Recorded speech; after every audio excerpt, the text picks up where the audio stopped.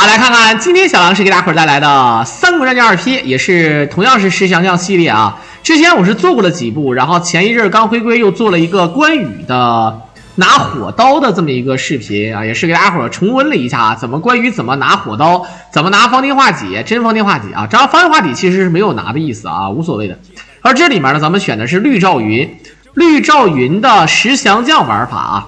赵云呢是整个这个游戏当中啊，其实最早的时候呢是很多人都喜欢玩赵云，因为赵云这个人呢，应该说是简单啊，应该说是简单，这个人的机制呢非常适合秀，所以好多人都玩。但后期呢，就很多人就没有人愿意玩了啊，因为什么呢？因为太简单了，可能是，所以导致呢，我一收到的这个视频，要不然就是诸葛，那当然也诸葛就更简单了啊，要不就诸葛，要不就张飞。啊，莽张飞，一个是莽张飞，一个是邪力密张飞，一个是正诸葛，一个是智诸葛，要不然就是庞统，还有智庞统是吧？也叫什么伪庞统什么的，啊，貂蝉打都可以。而赵云呢，是前期都玩腻了，不愿意玩了，但事实上赵云也是非常犀利的啊。这次给大家伙看这个赵云，赵云的话呢，他这个大鹏展翅，还有他的这个必杀呀什么的啊，都是感觉他把这个枪玩到极限了。正常来讲就是啊，你说你拿个枪，然后像第一代。咱们玩这个《三国战记1》啊，这赵云第一次攻击居然是，对吧？你手里拿着枪，然后拿那个枪把去打人，啊，这个就很难受，它不像张飞，对不对？还有就是马超，马超呢也是啊，第一下呢非得拿手去就排云掌，关羽也是拿这个刀把去打人啊，这个就是这个设计的非常嘚儿啊。当然这里面咱们有那个写赵云，还有这个正赵云啊，是不太一样啊。好，我们看看。正常呢是这个意思，而在咱们的这个《三国战记2P》当中啊，因为很多人咱们交叉的解说吧，很多人喜欢看2啊，因为2的剧情比较完整，而2P 呢就是少一关，类似于像那个《三国战记》和《三国战记风云再起》差不多，但是呢，觉得不一样吧啊。当然现在呢改版改的最多的呢是这个2P，但是2呢现在已经不怎么改了，之前是改的最多的是2。现在2P 改了，然后我们基本上啊，你会发现，甚至还有这个官方出的这个盖世英雄，之前这个做过漫游的，然后现在漫游给了一部，然后他要再打一个貂蝉一命，他那个游戏是有卡带啊，然后有一些之前的那个宝，还有这个东西可以续到这个重新开始玩，所以说也挺好。如果从一开始玩的话，什么像很多人不知道怎么打犬神是吧啊？怎么打犬神不知道什么的啊，就是之前给大家伙也做过，那有机会再给大家伙做就可以了。而这边呢，可以看到太平道豪撞到这个神农谷水之后呢，咱们就把它勾引到这个博望坡里。刚才看到赵云的这个大头贴，你看长得确实是像那个张山老师是吧？那个演赵云那个人是叫张山是吧？啊，好像是叫张山，确实帅啊，有一股子英气。演赵云的人有很多啊，甭管是这个演公孙策那个人演的，就是演石秀那个人演的赵云。还是这个好，可以看到这是一个冲刺必杀，这个必杀呢有点像就是快打必杀，连打，像那个极限流的这种什么，类似于像极限流的什么罗伯特、板西良那种感觉的啊。然后这边呢是前手，也是他的神技。这个前手呢不是点完了之后就不点了，你点前手的时候一定要 A， 要不然它是没有这个效果的啊。好了，血量已经够了，兄弟啊，没有必要去浪费这个气，无所谓的。但是为了要涨，要加分可以无所谓啊。你为了要加分，我可以理解，但是加不了多少分啊。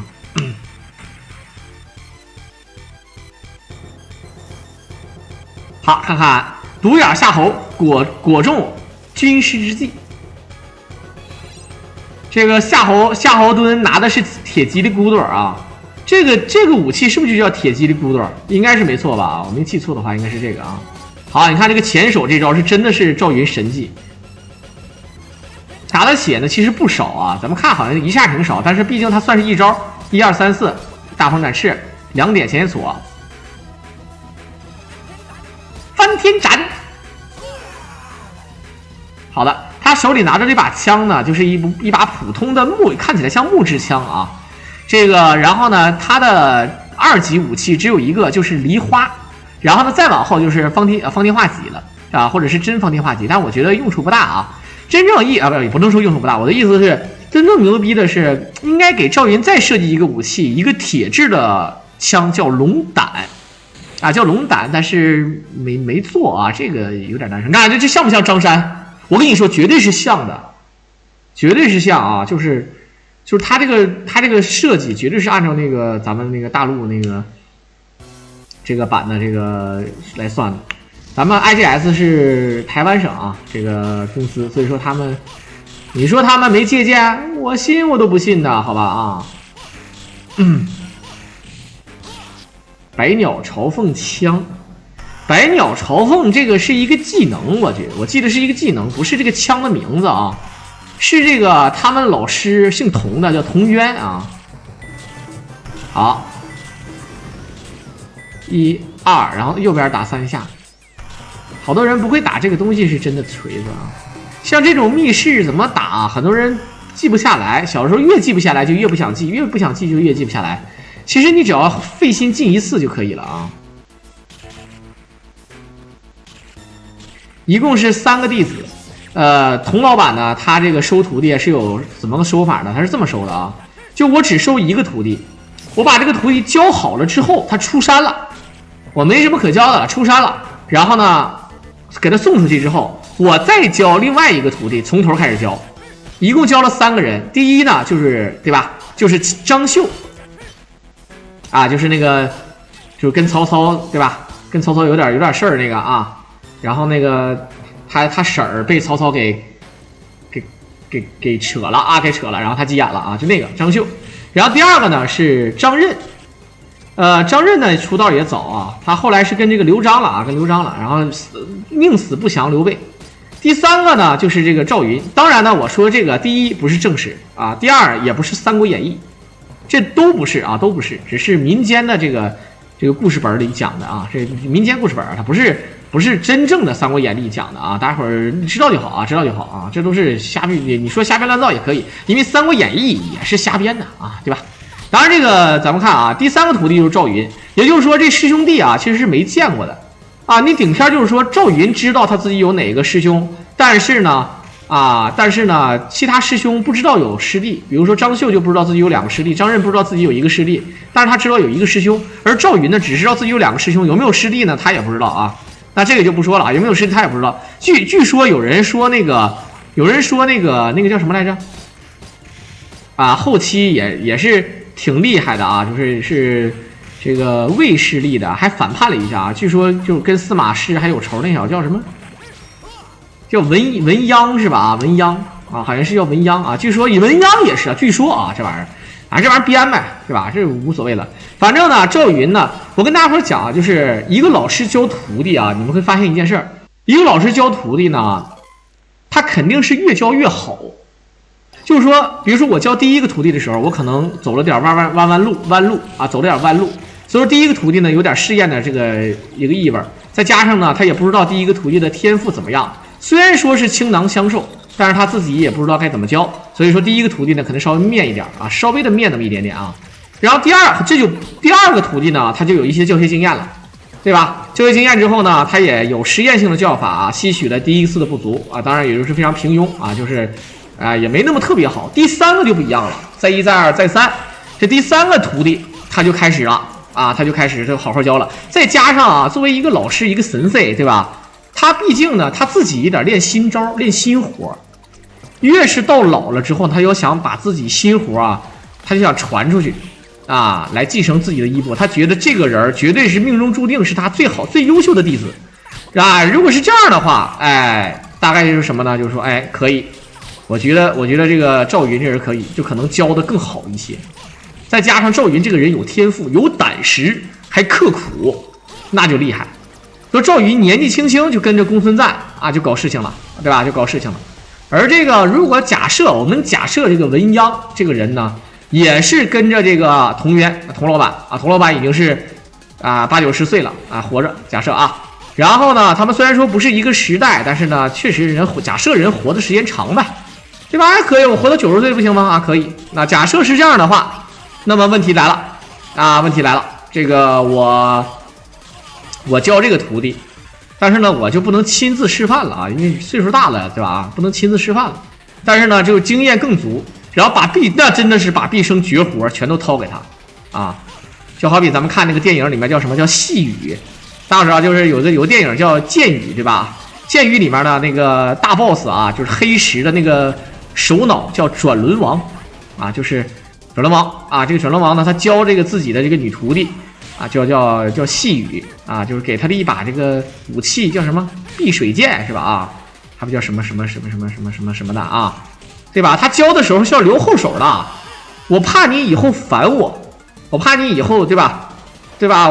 如果你以后是坏人，或者以后你败坏名声，我得找一个徒弟，我把你打败了，知道吧？我得把你打败了，知道吧？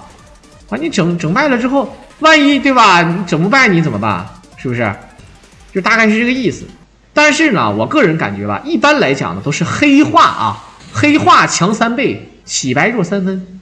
这个你像咱们看那个电影啊，《鹿鼎记2》里面，这个周星驰演的，你看他的这个师傅陈近南和这个一剑无血冯锡范，在剧情里面，他呢是这么描写的，怎么描写的？剧情里面是这么描写的啊，剧情里面描写是他俩是师兄弟啊，他俩师兄弟。然后呢，这个冯锡范呢是师兄啊，虽然说天资比较好，但是呢，由于犯了很多错误啊，肯定是被逐出师门了啊，逐出师门了。但是呢，这个陈近南呢，理论上来讲，他应该是什么呢？应该是多练练啊，他应该是跟师傅学的更好一些。可是陈近南呢，因为他性格问题啊，他可能就是面弱，再加上这个对吧？这个叫什么六合童子啊，所以说这个陈近南呢，最后没有打过这个。反正我感觉，但凡是谁演的陈近南啊，但凡是那个人演的，只要是那个人演的陈近南，包括新少林五祖里面，只要是他演的啊，我就不知道啊，精神病，只要是他演的陈近南就没有强的，你知道吗？这肯定是弱，精神病啊。好，这里有一把枪，这把枪如果让胖子踢走了啊，就太嘚了啊。一把梨花，一朵梨花压海棠。好，梨花枪。啊，刘松仁对，鹿鼎记里面也不是讲吗？鹿鼎记里面也是这么讲的啊。演陈近南那个兵是就是最开始小的时候我不知道那个兵是什么意思啊。我小时候就虽然说我看的不是粤语版，是国语版，它可以随便翻译嘛，对吧？但是就是演陈近南那个兵，我就说那个兵，我就小时候兵是啥意思，后来我才知道啥意思啊。我不知道大伙儿现在懂不懂啊？我估计有不懂的。但是呢，这个一旦他说了演陈近南那个兵，我是真服了。但凡是他演的啊，基本上都是看起来很帅，但是其实弱的跟狗一样啊！这真的我没法说，对不对啊？原著陈近南比冯锡范当然牛了啊，对吧？按照《鹿鼎记》里面，对吧？按照《鹿鼎记》里面原著呢，我分析一下啊，如果咱们不算歪门邪道，咱们就算出场的人物啊，咱们就算出场的人物，没出场咱们都不算，不算歪门邪道的功夫，那一定是九难应该是最厉害的。啊，这个九难师太是最厉害的啊！如果要是算歪门邪道的功夫，那九难就不行了。再加上本身就少个胳膊啊，再加少个胳膊啊，因为咱结合这个神龙教主啊，这洪安通啊确实牛逼啊，这个咱该说不说啊，洪安通确实屌，但是呢他有点歪门邪道啊，歪门邪道啊，他的武功呢比较猥琐啊，然后呢这个再加上什么呢？如果说再比的话，说那陈近南跟他俩比怎么样？陈近南呢，要比拼这个武功的这种武功的正统武学来讲，他比这个九难啊要弱啊，比这个江湖经验呢，他这个人还讲究，你知道，他不像这个九难有的时候玩阴的啊，九难这个人就是实惠派的啊，他这个人下死手啊，这个人啊，对吧？你说你玩邪的你也整不过人家那谁。然后呢，归心术呢，就是什么呢？这个人没有智商，哎，你碰见这种没有智商的人，你看他内力高强，武功牛逼啊，对吧？袁承志还跟他是吧？但是呢，这个哎，你就怎么说呢？你这小子吧，他就是傻，这小子好像没有智商一样啊。所以说，就是在智商方面上就比这三个人弱啊，就是这个意思啊。所以说这几大高手啊，我分析一下啊，综合实力啊，算轻功的话，九难独步武林了吧？那应该说是这几个人当中，那轻功肯定是谁也白扯。就内力来讲，对吧？人家这个木桑道人是吧？想当年跟袁承志俩，咱就不提前作了啊，但毕竟是一个作者写的，但是咱不出来，咱不说。那你说你像那个和铁手，算不算 S 级别高手，对吧？其实也应该算，因为都活到那个岁数了啊，对吧？在原著里面是他给的那个含沙射影，对不对啊？就是大概是这个情况啊。你要算上暗器，那含沙射影怎么说？算上暗器的话，那含沙射影，我操，那相当厉害了，对吧？那你不能说不让我用暗器啊！我含沙射影这个暗器怎么了，对吧？我又不是什么唐门暗器，对不对？好，刺辱神龙污水再战一回，一定要给它整起来，因为咱们是打10强将。这样的话呢，咱们顺便还有这个真方天画戟。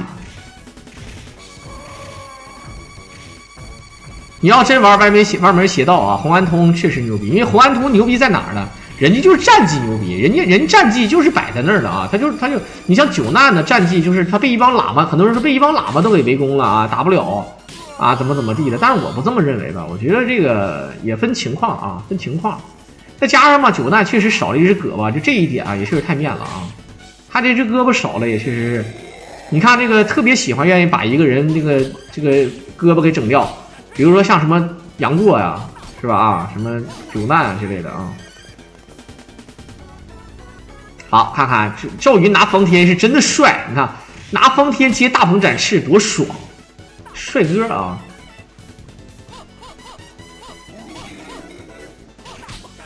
好，大鹏展翅，要是拼这个拳法，拼这个硬功夫啊，铁锹硬马龟心术，那绝对是牛逼中的牛逼啊！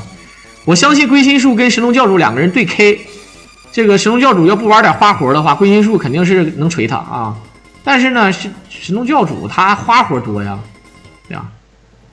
你像九难可以在万军丛中直接取这个叫什么来着？那个吴三桂的首级啊，当然他没杀吴三桂啊，就是说这个意思。他想杀吴三桂怎么都能杀，就你会发现无论你怎么牛逼，我就万军丛中我直接。所以说他有一招这个神行百变啊，这招啊就确实是屌啊。他的神行百变是正统的，他不像那个龟中那个神行百变，那是韦小宝都跑不过啊，那玩意儿啊。好，感谢我们的Milo 迪迪赠送的3张办卡，多谢啊，多谢我迪迪哥啊，一手办卡。鳌拜不行吗？鳌拜懒闲了啊，鳌拜是被那个什么，被那个神龙被那个《鹿鼎记》那个周星驰版的神话了。啊，原著里面那鳌拜是面啊，鳌拜确实面，鳌拜甚至他都不会武功，你知道吗？啊，但是在那个韦小宝在那个周星驰版里面，他不仅会武功，还会那个对吧？那个是对吧？12太保什么金钟罩啊，之缩阳入腹什么的都可以，我操，那不无敌了吗？那不是啊？那玩屁啊，那还啊！美刀王胡一之。是狠啊！好，当然这个看那个98版的那个《鹿鼎记》啊，没有那个和铁手了啊。正常和铁手也是一个主线人物。说句实在话，和铁手其实你要看，你但凡你看过《鹿鼎》那个《碧血剑》，你就会发现，对吧？这些剧情你要连上的话，其实《碧血剑》确实是一个承上启下的作品。但不知道为啥不火啊，真的不知道为什么不火。相反，《碧血剑》最火的是那个，对吧？温家啊，都必须死啊！就那个版本，就李修贤演的那个。那事实上，那碧血剑里面那根本那金蛇郎君，说实话一出场就是个死人。我告诉你啊，那没有这个就是他只是活在传说中，你知道吧？啊，他甚至连回忆都没有啊！你就这个意思啊。碧血剑你觉得好看，但很多人就没看过。我不知道大伙看没看过啊？说句实话，大伙看过最多的就是那个金蛇郎君和那个元彪演的那个。啊，就是金蛇剑啊，什么剑对吧？什么剑月反光，剑光杀人什么的啊。然后这里面最帅的是那个叫什么乌哈克啊，乌哈克就是那满族人，还能练那什么7绝玄鹰剑，挺帅的啊。那剑里面转圈，小时候觉得哎真帅啊，有点东西是不是啊？元彪版本的那个确实是啊。说句实在话，要让按照我的理解啊，这个说出来你们可能不相信啊，就是说这个有些小说吧，还是看小说比较好，真的，有些还是要看文字给大家伙带来的这种魅力啊，它不是影视剧或者说是漫画能给大家伙带来的，就非常优质的小说，咱们大家伙看，你能脑补出来那个画面，你能感觉作者表达出来那个东西，你幻想中是什么样就是什么样，对吧？但你看了电视剧，你会发现啊，它是这样式的，那反而吧，你就有点违和感了。有的时候吧，毕竟的电视剧它也不是豆瓣10.0分，它就算是最高分9点几分，它也有瑕疵，对不对？那所以说这不是所有人都喜欢啊，对吧？啊，好，看看。小的时候滚铁环就是学他，好，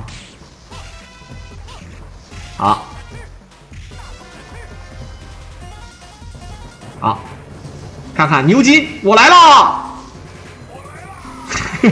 人出场都是非常帅啊，他出场，我来了，我来，你来多个屁呀，你来啊！古龙的作品难排，古龙最经典的作品其实还是那个小李飞刀了吧啊，就包括那个多情剑客无情剑，对吧？表面上来讲是阿飞是主角，但事实上就还是李寻欢啊，还是李寻欢。好，就是长了一张主角的脸，一个主角的故事，没办法啊。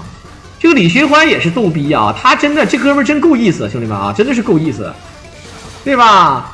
你就为了兄弟，你把媳妇儿都能让出去啊，就是咱说这个没法解释啊。但是现实生活中这种事儿也有啊，咱就说，你这哥们儿就非常，你说他情商高情商低呢？没法说这个事儿啊。好，直接突突死，对吧？某福也，何须埋没人才啊？埋没将才，为汉效命。哎，说话说的非常屌，叫为汉效命。哎，这个剑锋使舵啊，为汉效命是真的牛逼。你别告诉我白虎神器不要了，哎，五子兵法，你别告诉我白虎神器不要了，那我真是服了啊。现在是3神器，一会儿呢咱们还要招降曹操啊。卧狼是李寻欢，怎么是白章贪风了？我操，别扯了，兄弟啊！太嘚儿了啊！3少爷的剑，那时候有一个白晓生江湖兵器排行榜，他为什么要整一个兵器排行榜，而不是武功排行榜啊？他这个就是兵器这个，对吧？排名第1的是小李他妈的飞刀，那个排名挺有意思的啊。对吧？第1名打不过第2名，第2名打不过第3名啊，就是他这个第5名打不过第6名，他这个设计有时候挺有意思啊。这玩意儿当然都是剧情安排，其实都差不多，重要的是看谁下手狠，谁手黑，你知道吧？对吧？谁手黑谁狠啊！去死吧！越女剑没怎么样，越女剑其实是一个短篇啊。很多人觉得这个越女剑其实是长篇小说，它是一个短篇小说。好，跳过来一摸，一勾腿大鹏展翅，伤害很高啊。越女剑的主角，你说啊是这个越女阿青是吧啊？然后呢，这个反派你说是谁？是那个老白翁啊，是吧？不想让他这个教那个范蠡武功，而这个范蠡呢，对吧？阿青喜欢范蠡，范蠡喜欢西施，对吧？西施还不喜欢范蠡，精神病，是不是？好。下上，又是助纣为虐，愿降否？民兵策。大家伙儿看没看过一个作品叫做《白眉大侠》三侠五义？我记得小时候先看的是三侠五义，后来又什么七侠五义啊，北侠欧阳春什么的，这个绝对是 No.1 啊。徐晃战力如何？徐晃这个人是关羽非常尊敬的这个曹魏阵营里面的人之一，也被曹操称之为周亚夫之风。但是呢，前期非常面，后期独当一面啊，确实给关羽打得有点懵了。如果没有徐晃的话，关羽也不会死。是，当然，徐晃只是其中一部分。关羽虽然说被偷袭了，但是关羽呢也不会那么惨，知道什么意思吧？啊。欧阳春听名字都拉胯，但是欧阳春确实牛逼啊，怎么能拉胯呢啊？好，来看看这个 boss 啊，许旭，虎逼来也，这不就陈国汉吗？跟陈国汉有什么区别呢？对不对啊？小的时候我还拿黑白电视看《白眉大侠》，我不知道大伙能不能理解我说的啊？那时候呢，特别喜欢看很多节目，曲苑杂谈、电视书场，啊，都是一个主持人啊。电视书场，电视书啊，上下千年事儿，对吧？有时候看那个每天晚上8点钟，中央1套《白眉大侠》，看得我劲儿劲儿的啊。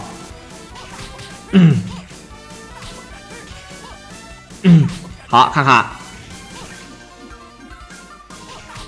能不能唱首歌听听，唱什么歌？18摸是吗？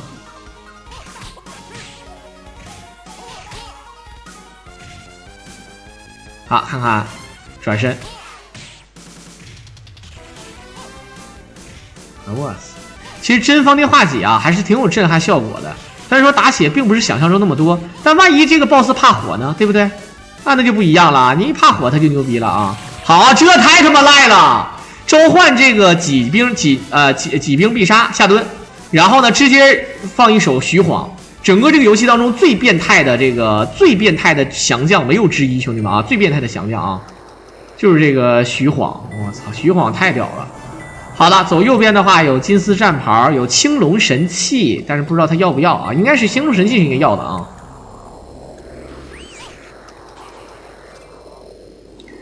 然后我小时候还不我不愿意看《隋唐英雄传》，你知道吧？这个隋唐演义啊，为啥不愿意看呢？就是真正你喜欢看的主角，他排名都不高，对吧？他排名都不高，你喜欢看的这些人，他排名都面啊。像是比如说大家伙都知道啊，理论上来讲应该是秦琼。对吧？搞笑担当啊，混世魔王程咬金等等啊，瓦岗寨这帮人。但是呢，往后一看，你会发现，那他妈李元霸那不是个变态吗？这个人啊，你跟李元霸打还不跟就跟他干，不等于跟电干呢啊？什么裴元庆，什么宇文成都的啊，懒闲子，你知道吗？啊，那李元霸一个人，我操，感觉他跟杀神一样，你就像那种，就武功咱俩差距也别太大了呀，对吧？你就像那个《鹿鼎记》里面那神龙教教主再牛逼，那最后不也说死，对吧？你最后实在是没办法给他写死了，让雷劈死了，那你这个让雷劈死了，你玩个屁了，对吧？无敌了都啊！你这李元霸那个纯是李元 bug， 对吧？咱们就给他起个英文名叫李元 bug 啊 ，bug。所以说我不愿意看那些，对吧？他而且有很多人一出场就巅峰，对吧？一出场就巅峰，那他不像有那种主角，对吧？不是，当然啊，你比如说你像一拳超人啊，像一拳超人，像那个古傲天，对吧？这些动画片里面讲的，虽然说主角一出来也都是无敌的啊，也都是很厉害，就是无敌的，但是他那个方向不一样，而且他也是短片。咱们大多数还是喜欢看那种主角就是慢慢成长啊，对吧？一开始就不太厉害。后来遇到，对吧？遇到这个高人，然后怎么样啊？起步，然后又遇到高人，然后遇到奇遇啊，还有某项独特的技能，最终啊怎么样啊？然后成为一代大侠。就那小时候看这个的看的比较多啊，这个意思啊。这宇文成都他很多人说宇文成都是宇文成都排名第2，那除了李元霸谁也不好使是。那你李元霸打他就是完虐呀，就是你完全没有机会的好吧？那怎么玩啊？那玩个屁啊！那差距太大了啊！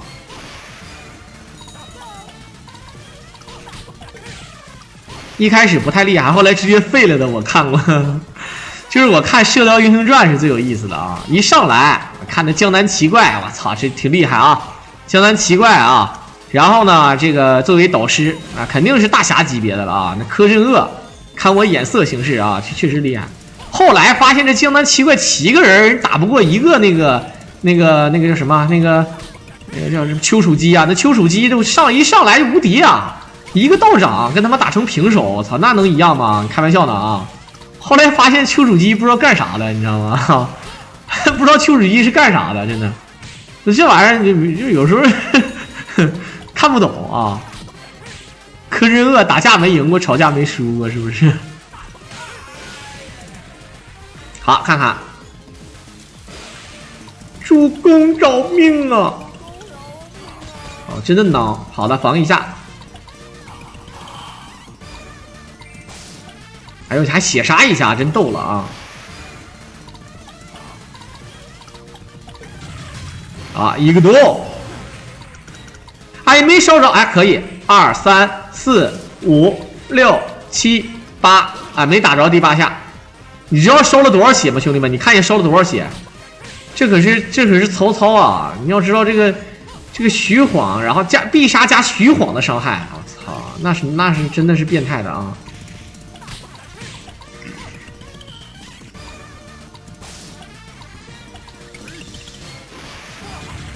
好。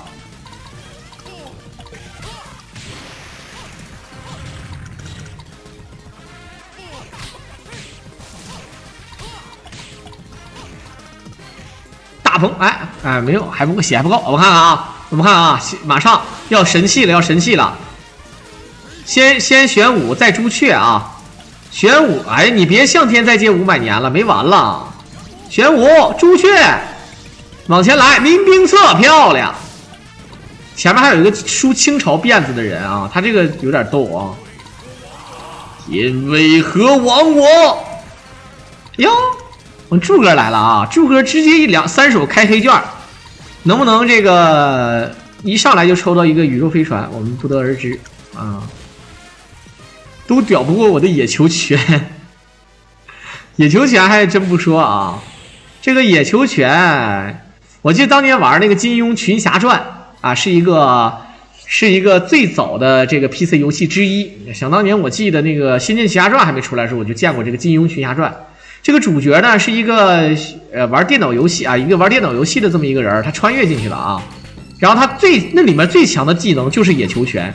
这个野球拳呢，在前9集的时候啊，啥也不是，一脸粉刺。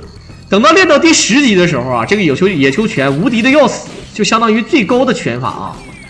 这也是这个游戏当中大家伙都知道的一个特性。当然呢，想要速通的话，据说还是要玩那个。把这个九阳神功学到手啊！九阳神功一学到手啊，那确实屌啊！小虾米是吗？老谋子我不知道啊，现在我不太关注电影圈的事儿，我离这个圈现在越来越远啊。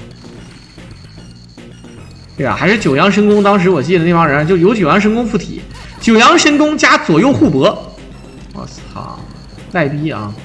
一上来先招降一手天波光，然后对吧？先招降一手天波光啊。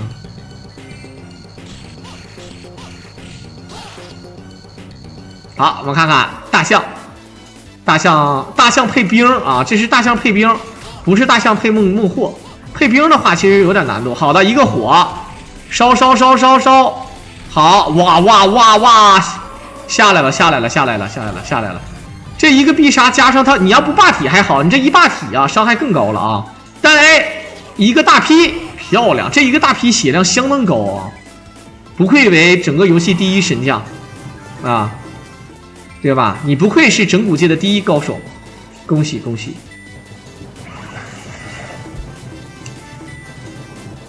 武侠了都是学霸。说句实话，小的时候都有一种武侠梦。我小时候还拿那种就是给自己削了个小木剑，然后在家里面乒乒乓乓的。然后我隔壁家我家邻居啊，是我小老弟儿，比我小3岁。然后呢，我管他叫徒弟，他管叫师傅。然后我俩就没啥事儿啊，我俩就咔咔就一顿耍剑，你知道吧？谁能比我剑，对吧？给我5分钟，我能剑死你！我告诉你。好，看看。大鹏展翅，好看啊！戚风哥今天直接给我2手飞机了就不说了，然后还有70个战斗机，然后我就想说，柱哥过来抽了3把奖之后呢，撩了啊！柱哥你不知道吗？群里又来了个妹子啊！我发现这个柱哥真的啊，有妹子都不知道，太瞧不起我狼了啊！曾经我承认我狼曾经的这个女粉啊不是很多。啊，大概也就有个对吧，那个300-500个啊。现在不一样了，现在这300-500个都回来了，对不对啊？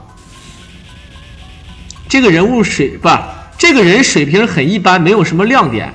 大哥，你知道这个人物叫飞花满天，我不知道你认不认识这个人，然后你告诉我他的技术没什么亮点。不过确实是没什么亮点啊，因为他虽然说呢，这个人现在技术很好，但是这是当年2016年打的啊。这是2016年打的作品，所以说也确实是确实不咋地啊。你要这么说也没毛病啊。但是呢，飞花啊，大哥啊，我操，你在搞我啊！你在搞我，你跟我说飞花这个人技术不咋地，我当时就笑了，真的。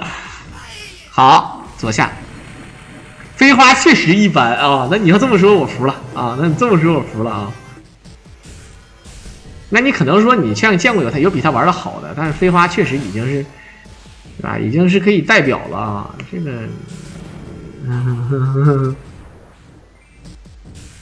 难道是枫叶啊？难道你说要枫叶？他们都是一圈人啊！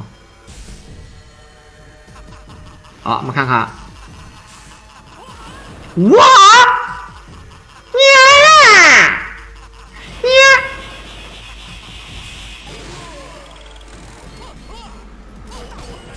好，这赵云跟吕布，很多人就说啊，一吕二赵三典韦，这赵云跟吕布怎么就没单挑一下呢？我告诉你啊，如果赵云真的跟吕布单挑的话，我只能告诉你啊，这赵云肯定是打不过吕布的啊。为什么说打不过呢？首先啊，咱们比拼武力，那赵云呢，首先呢，在这个力量上呢，就跟这个吕布比不了啊，这是比不了。第二呢，这个赵云跟这个他主要属于防守型啊，他最开始还是一个保镖型的东西。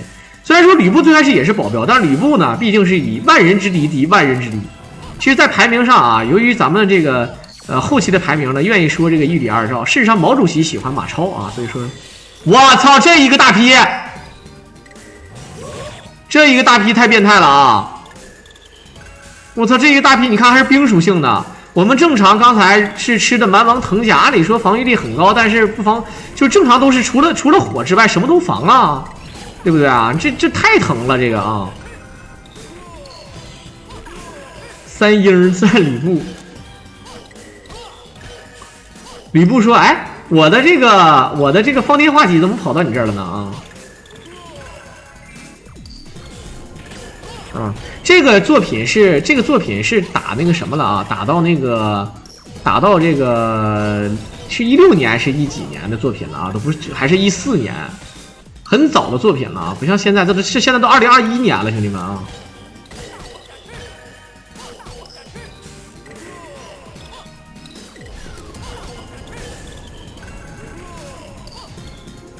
好，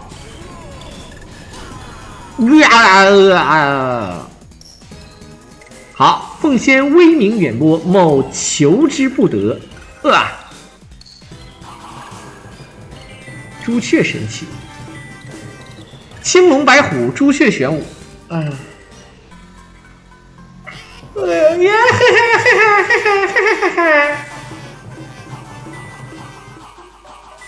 来，大家伙啊，听声音猜解说，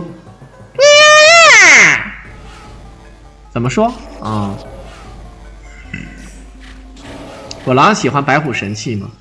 我从来没见过白虎神器，真的没见过。我实话说，真的没见过啊。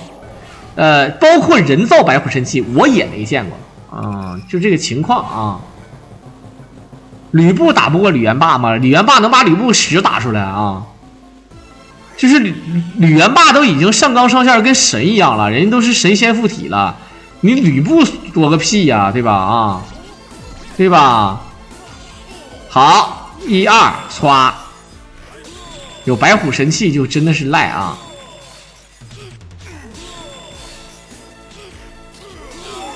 哇 ，double kill， 好，39分钟啊！这里面咱们打的是10降将啊，10降将就是所有的曹军降将都招降了。当然，你毕竟吴军那边你也打不了啊，比如说像什么周泰呀、什么甘宁啊，那没办法啊，咱们就不说了啊。其实这些降将你也没办法全部招降，除非是改版。